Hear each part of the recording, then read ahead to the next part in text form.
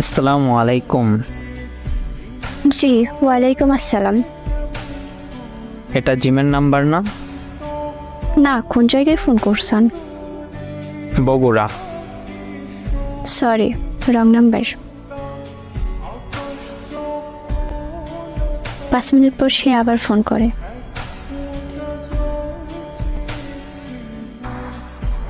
আচ্ছা, আপনার নাম কি? মোসাম্মদ নুসরাত জাহান। আপনার? রিফাত। বাসা কোথায়? ধামরাহাট, নওগাঁ। আপনার বাসা কই? বগুড়া, আদমদীঘি। আচ্ছা, কোন ক্লাসে পড়েন? ক্লাস 7। ও আচ্ছা, তাইলে তো পিচ্ছি। আপনি কি করেন? আমি ছোট একটা জব করি, বিজিবিতে আছি আমি। আচ্ছা, ঠিক আছে। আর কিছু বলবেন? বিরক্ত হচ্ছ?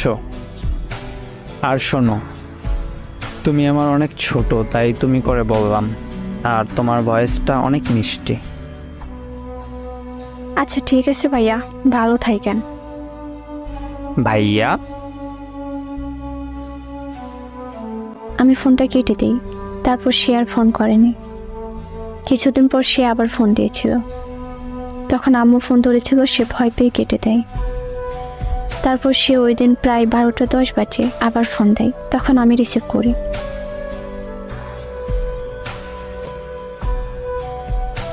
কেমন আছো? জি, আলহামদুলিল্লাহ। আবার কেন ফোন করেছেন? এত রাগ করো কেন? রাগ করবো না তো কি করব?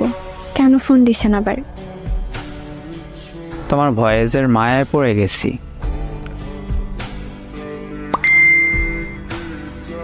তোমার ভয়েসটা এত মায়াবী, না জানি তুমি কতটা মায়াবী। আর কিছু বলবেন? শোনো না, বলেন। আমরা কি ফ্রেন্ড হিসেবে কথা বলতে পারি? আমি অনেক ছোট, ক্লাস 7-এ পড়ি। আর এটা আমার ফোন না, আম্মুর ফোন। আর মূল কথা হচ্ছে আপনি আমার অনেক বড়।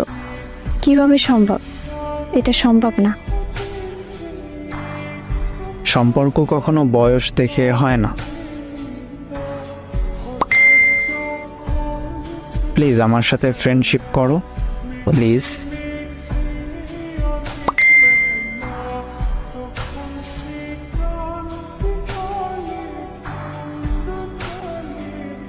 আমি কি করতাম? রাজি হয়ে গেছিলাম। আমাদের কথা হতো। তারপর সে একদিন আমাকে বলল, তুমি একটা ফেসবুক আইডি খোলো।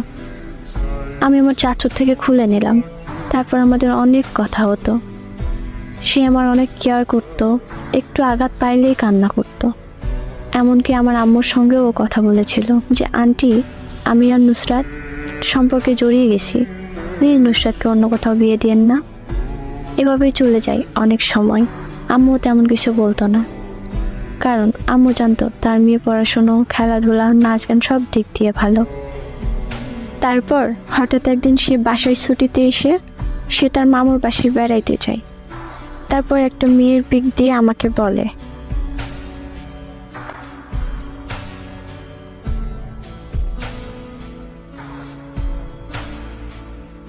এই মেয়েটার সাথে আমার বিয়ের প্রস্তাব আনছে আপু। কি বলছো এটা? তেমন কিছু হবে না, কান্না করো না। আমার যদি বিয়েও হয়, তোমাকে আগে বলবো না, কারণ তুমি অনেক রাগী আর জেদি। হুট করে কিছু একটা করে ফেলবে।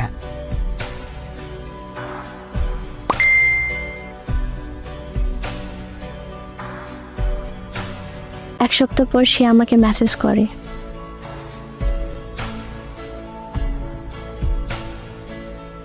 আসসালামু আলাইকুম। ওয়ালাইকুম আসসালাম। কেমন আছো?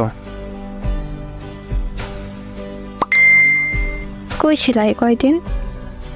কতবার ফোন দিছি, মেসেজ করছি, কোনো রেসপন্স করনি কেন? কি হয়েছে, তুমি ঠিক আছো তো? বলো না কি হইছে?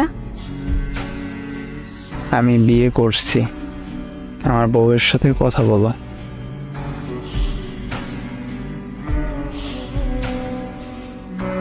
লাগবে না, ভালো থাকেন, আল্লাহ হাফিজ।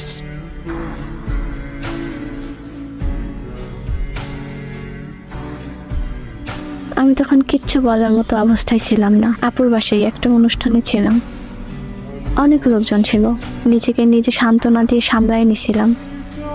তারপর অনুষ্ঠান শেষে বাসায় এসে অনেকটা ভেঙে পড়ি। আম্মু আমায় দেখে বলে, এ কি হয়েছে? তখন আমি কান্না করে আম্মুর কাছে বলছি, আম্মু ও বিয়ে করে নিছে। তখন আম্মু আমার সামলাই। স্কুল প্রাইভেট কিচ্ছু ভালো লাগতো না, শুধু রুমের মধ্যেই থাকতাম, খাইতাম না ভালো মতো, কিচ্ছু করতাম না, এমনকি সুইসাইডও করতে চাইছিলাম, বাট আমার ছোট বোনের জন্য পারিনি। তারপর আব্বু আম্মু সিদ্ধান্ত নেয় আমাকে বিয়ে দিয়ে দিবে। বাসায় অনেক জায়গা থেকে বিয়ের প্রপোজাল আসতে লাগলো, বাসা থেকে বিয়ের জন্য অনেক প্রেশার দেওয়া হতো। অবশেষে আমাকে বিয়েটা করতেই হয় বাবা মার মুখের দিকে তাকিয়ে।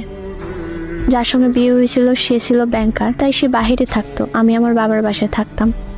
2 মাস পর একটু সমস্যার কারণে বাসা থেকে সবাই বলে ওই ছেলেকে ডিভোর্স দিতে, তাই ডিভোর্স দিয়ে দেই। এখন আলহামদুলিল্লাহ আমি অনেক ভালো আছি। দোয়া করবেন সবাই আমার জন্য। 2025 সালে আমি এসএসসি দেব। এসএসসিতে যেন ভালো রেজাল্ট করতে পারি, আর জীবনে ভালো কিছু যেন করতে পারি। সবাই ভালো থাকেন, আর সবাই আমার জন্য দোয়া রাখেন। আল্লাহ হাফেজ।